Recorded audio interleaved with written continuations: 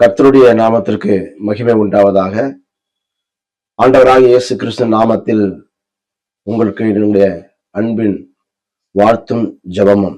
நாம் ஜெபிக்கலாம். எங்களை அதிகமாய் நேசிக்கிற எங்கள் அன்பு தகப்பனே, ஆசீர்வதிக்கப்பட்ட இந்த நாளிலே உங்களுடைய வேதத்தை தியானிக்க நீர் கொடுத்த நல்ல கிருபைகளுக்காக நன்றியோடு துதிக்கிறோம், உம்மை ஸ்தோத்திரிக்கிறோம். நீர் எங்களோடு பேசும்படியாக எங்களை ஒப்புக் கொடுக்கிறோம். தேவரீர் இந்த வருஷத்தின் துவக்கத்திலே ஆண்டவரே எங்களை கொண்டு வந்து சேர்த்திருக்கிறீர். ஒவ்வொரு மாதங்களையும் வாரங்களையும் நாட்களையும் உங்களுடைய கரத்தில் ஒப்புக் கொடுக்கிறோம். ஆசீர்வதித்து தாரும். இயேசு கிறிஸ்துவின் நாமத்தில் பிதாவே, ஆமேன். பிரியமானவர்களே, வேதத்திலிருந்து ஒரு சில வசனங்களை நான் வாசிக்கிறேன்.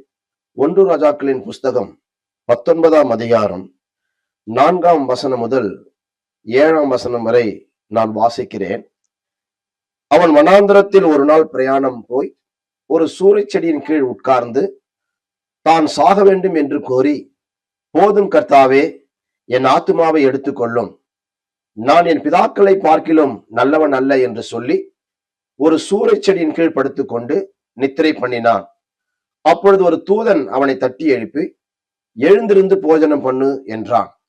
அவன் விழித்து பார்க்கிற போது, இதோ தழலில் சுடப்பட்ட அடையும் ஒரு பாத்திரத்தில் தண்ணீரும் அவன் தலைமாட்டில் இருந்தது.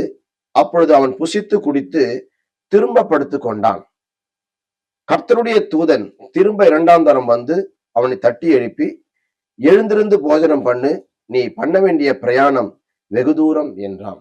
பிரியமானவர்களே, இந்த நாளிலும் கூட எலியா தீர்க்கதரிசி காரியத்தை நாம் பார்க்கலாம். ஒரு பெரிய தீர்க்கதரிசி.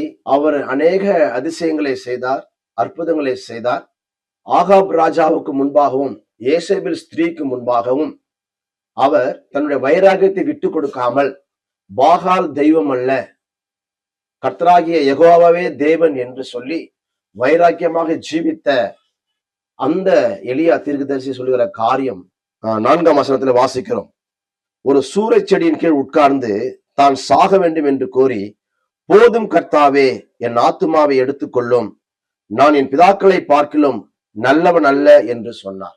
பிரியமானவர்களே, இதே எலியாவை போல அநேக ஜனங்கள் நினைத்து கொண்டிருக்கிறார்கள், போதும் ஆண்டவரே, என்னை எடுத்துக்கொள்ளும், போதும் ஆண்டவரே, என்னால் முடியவில்லை, போதும் ஆண்டவரே, என்னால் இதை செய்ய முடியவில்லை, நான் வாழ்வதை காட்டிலும் சாவதே மேல் என்று அநேகர் நினைத்துக் கொண்டிருக்கிறார்கள்.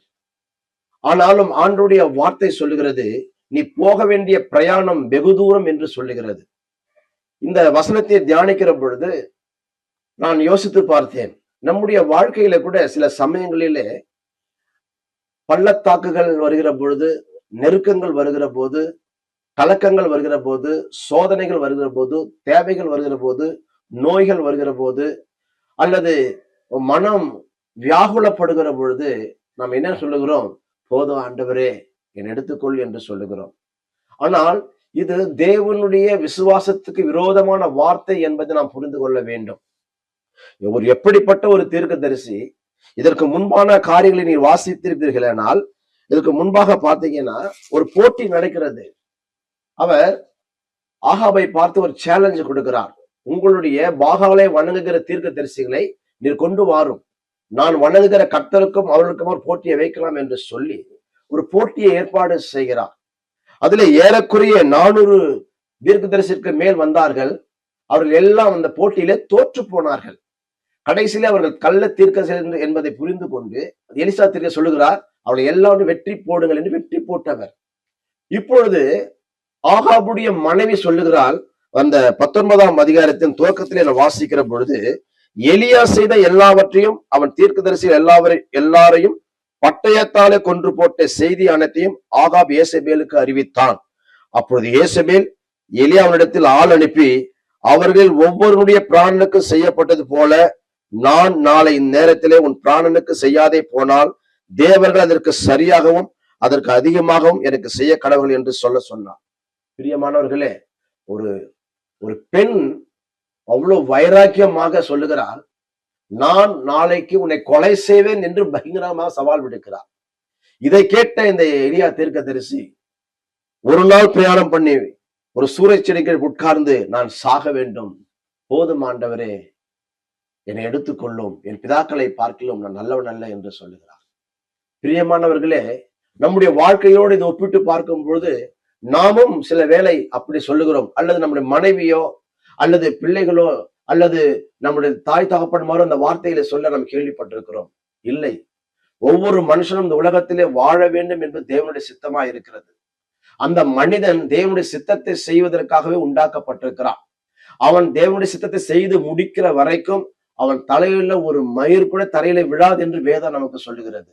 ஆகவே பிரியமானவர்களே, இங்க பாருங்கள், அவர் சொல்லுகிற காரியம், ஒரு தேவ தூதனை அனுப்புகிறார், உனக்கு அருமையான ஆகாரத்தை கொடுக்கிறார், அவனை தட்டி எழுப்புகிறார், நீ போக வேண்டிய பிரயாணம் வெகு தூரம். பிரியமானவர்களே, இந்த புது வருஷத்திலே நான் சொல்லுகிறேன், நீங்கள் போக வேண்டிய தூரம் வெகு தூரமாய் காணப்படுகிறது. வெகு தூரமாய் உன்னை கொண்டு ஆண்டவர் செய்ய வேண்டிய காரியங்கள் ஒவ்வொரு மாதமும், ஒவ்வொரு வாரம், ஒவ்வொரு நாட்களும் ஆண்டவர் தன் திட்டத்திலே தீர்மானித்து வைத்திருக்கிறார். அதை நாம் புரிந்து கொள்ள வேண்டும். தேவனுடைய அனுமதி இல்லாமல் யாரும் நமக்கு விரோதமாக எதுவும் செய்யவே முடியாது. தேவன் நமது பட்சத்தில் இருந்தால் நமக்கு விரோதமாக இருப்பவன் யார் என்று வேதம் நமக்கு சொல்லுகிறது. பிரியமானவர்களே, தாவீது சொல்லுகிறார், கர்த்தரை எனக்கு முன்பாக வைத்திருக்கிறேன், அவர் என் வலது பாரிசத்தில் இருக்கிறபடியால் நான் அசைக்கப்படுவதில்லை என்று சொல்லுகிறார். இப்படிப்பட்ட வாக்கு தத்தங்கள் எல்லாம் நமக்கு இருக்கிற பொழுது நாம் அஞ்சி கலங்க வேண்டிய அவசியம் இல்லை. அங்க பாருங்க என்ன நடக்கிறது என்று நான் சீக்கிரமாக சொல்லி நான் முடிக்கிறேன். 7ஆம் வசனம் சொல்லுகிறது, கர்த்தருடைய தூதன் திரும்ப 2ஆம் தரம் வந்து அவனை தட்டி எழுப்பி, எழுந்திருந்து போஜனம் பண்ணு, நீ பண்ண வேண்டிய பிரயாணம் வெகு தூரம் என்றான். 8ஆம் வசனம் சொல்லுகிறது, அப்பொழுது அவன் எழுந்திருந்து புசித்து குடித்து அந்த போஜனத்தின் பலத்தினால் 40 நாள் இரவு பகல் ஓரேப் என்னும் தேவனுடைய பர்வத மட்டம் நடந்து போனான். பாருங்க, ஒருவேளை ஆகாரம் சாப்பிட்டு 40 நாள் நடந்த அந்த எலியா தீர்க்கதரிசி, அப்ப எப்படிப்பட்ட ஒரு ஆகாரம், எப்படிப்பட்ட பலத்தை ஆண்டவர் அவனுக்கு கொடுத்திருக்கிறார் என்பதை பாருங்கள். பிரியமானவர்களே, ஆண்டவர் நம்மோடு இடைபடுகிற போது, நம்மோடு பேசுகிற பொழுது, நம்மோடு உறவாடுகிற பொழுது, ஆண்டவர் நம்மிடத்தில் எதிர்பார்க்கிற காரியத்தை நாம் செய்கிற பொழுது, அவருடைய வார்த்தைக்கு கீழ்ப்படுகிற போது ஆண்டவர் கொடுக்கிற பலன் மகாபெரிய பலனாய் காணப்படுகிறது. அந்த பலத்தினாலே நாம் சேனைக்குள் பாய்வோம், மதிலை தாண்டுவோம், சத்துருவை தொடருவோம், சதா காலமும் ஜெயமெடுப்போம். இப்படிதான் சங்கீதக்காரன் சொல்லுகிறான். நாமும் அப்படியே நாம் சொல்லுவோம். அல்லேலூயா, கர்த்தருடைய நாமத்திற்கு மகிமை உண்டாவதாக. அவர் சொல்லுகிற காரியம் பாருங்க, அதுக்கு அப்புறம் நடந்த காரியத்தை இங்க வாசிக்கிற பொழுது, அதை எலியா கேட்டபோது தன் சால்வையினால் தன் முகத்தை மூடிக்கொண்டு வெளியே வந்து கெபியின் வாசலில் நின்றான். அப்பொழுது இதோ எலியாவே, இங்கே உனக்கு என்ன காரியம் என்கிற சத்தம் அவனுக்கு உண்டாயிற்று. மறுபடியும் ஆண்டுடைய சத்தம் 3ஆம் முறையாக வருகிறது. உனக்கு இங்க என்ன காரியம், நான் உன்னை எதற்காக அழைத்தேன், உன்னை எதற்காக நான் தெரிந்து கொண்டேன், நீ எப்படிப்பட்டவன் என்பதை மறந்து போனாயோ? செய்ய வேண்டிய காரியம் நிறைய இருக்கிறது. உன்னை கொண்டு செய்யற காரியம் முடிக்கிற வரைக்கும் உன் ஜீவனை பிசாசு எடுப்பதற்கு நான் அனுமதிக்க மாட்டேன் என்று கர்த்தர் தீர்மானமாய் சொல்லியிருக்கிறார். உனக்கு இங்க என்ன காரியம்? அப்பொழுது அவன் சொல்லுகிறான், ஆண்டவரே, நான் உங்களுக்காக ரொம்ப பக்தி வைராக்கியமா இருந்தேன், வெகு பக்தி வைராக்கியமா இருந்தேன், ஆனாலும் இன்றைக்கு என்னை கொல்ல தேடுகிறார்களே என்று அவன் பரிதரிக்கிறான். அப்பொழுது ஆண்டவர் சொல்லுகிறார், ஒரு 3 காரியத்தை அவனுக்கு சொல்லுகிறார். அங்க வாசிக்கிற பொழுது 15ஆம் வசனம் சொல்லுகிறது, அப்பொழுது கர்த்தர் அவனை பார்த்து, நீ தமஸ்குவின் வழியாய் வனாந்திரத்திற்கு திரும்பி போய் ஆசகேலை சீரியாவில் ராஜாவாக அபிஷேகம் பண்ணு என்று சொல்லுகிறார். ஒரு முதல் காரியம், நீ செய்ய வேண்டிய ஒரு காரியம் இருக்கிறது. நீ இஸ்ரவேல் ஜனங்கள் மாத்திரம் அல்ல, அந்நிய தேசமாகிய சீரியா தேசத்தின் மேல் அங்க ஒரு ராஜாவை, ஒரு ஆசைகள் என்ற ஒரு மனிதனை ராஜாவாக நீ அபிஷேகம் பண்ண வேண்டும் சொல்லுகிறார். பிரியமானவர்களே, ஆண்டவர் இப்படிப்பட்ட காரியத்தை எவ்வளவு பெரிய பாரு, ஒரு ராஜாவை அபிஷேகம் பண்ணக்கூடிய ஒரு தகுதியை எலியா தீர்க்கதரிசிக்கு அவர் கொடுத்திருந்தார். ஹல்லேலூயா. அடுத்த ஒரு காரியம் சொல்கிறார் பாருங்க, பின்பு நிம்சியின் குமாரனாகிய யெகூவை இஸ்ரவேலின் மேல் ராஜாவாக அபிஷேகம் பண்ணு. 2வது ஒரு காரியம், ஆசேகேலை சீரியாவின் ராஜாவாக அபிஷேகம் பண்ணு. 2வதாக நிம்சியின் குமாரனாகிய யெகூவை இஸ்ரவேலின் மேல் ராஜாவாக அபிஷேகம் பண்ணு. 2வது இன்னொரு ராஜா, இஸ்ரவேலின் மேல் ஒரு ராஜாவை நீ அபிஷேகம் பண்ணு என்று அவர் சொல்லுகிறார். பிரியமானவர்களே, 2 ராஜாக்களை அபிஷேகம் பண்ணாமல் வேறு மரித்து போயிருந்தார். ஒருவேளை என்னை எடுத்துக்கொள்ளும் என்று சொல்லும்போது ஆண்டவர் ஜீவனை எடுத்துக்கொண்டிருந்தால் இந்த ராஜாக்களை அபிஷேகம் பண்ண வேண்டிய தகுதியை எலியா இழந்திருப்பார். பிரியமானவர்களே, நமக்காக அவர் வைத்திருக்கிற திட்டங்கள், தீர்மானங்கள், அவர் வைத்திருக்கிற நோக்கங்களை எல்லாம் நாம் புரிந்து கொள்ள வேண்டும். காலம் முடிவதற்கு முன்பாக தன் உயிரை மாய்த்து கொள்ளவோ, தன்னை கெடுத்துக் கொள்ளவோ அல்லது தற்கொலை செய்து கொள்ளவோ எந்த மனிதனுக்கும் இந்த உலகத்தில் அதிகாரம் கிடையாது என்பதை ஆண்டவராக இயேசு கிறிஸ்து நாமத்தினால் உங்களுக்கு சொல்லுகிறேன். வைராக்கியமாயிருங்கள், ஆண்டவர் உங்களோடு இருக்கிறார். மூன்றாவது ஒரு காரியம் சொல்லுகிறார். ஆபெல் மேகோலா ஊரானான சாப்பாத்தின் குமாரனாகிய எலிசாவை உன் ஸ்தானத்திலே தீர்க்கதரிசியாக அபிஷேகம் பண்ணு. மூன்றாவதாக ஊழியக்காரனாகிய எலியாவே, உன்னுடைய ஸ்தானத்திலே எலிசா என்ற என்னுடைய மகனை நீ தீர்க்கதரிசியாக அபிஷேகம் பண்ணு என்று சொல்லுகிறார். எலிசா என்ற அந்த மனிதனுக்கும் தீர்க்கதரிசிக்கு சம்பந்தமே கிடையாது. ஆனாலும் ஆண்டவர் சொல்லுகிறார், நீ கேட்டபடினாலே 2 ராஜாக்களின் அபிஷேகம் பண்ண வேண்டும். அது மாத்திரமல்ல, எலிசாவை உன்னுடைய ஸ்தானத்திலே அபிஷேகம் பண்ண வேண்டும் என்று சொல்லுகிறார். பிரியமானவர்களே, 2 ராஜாக்களை அவர் அபிஷேகம் பண்ணினார். ஒரு தீர்க்கதரிசி அவருடைய ஸ்தானத்தில் அபிஷேகம் பண்ணினார். அதன் பிறகுதான் அவர் உயிரோடு பரலோகத்துக்கு ஏறெடுத்துக் கொள்ளப்பட்டார். நம்மை குறித்து ஆண்டவர் என்ன வைத்திருக்கிறார்? நாம் போக வேண்டிய பிரயாணம் வெகு தூரம்.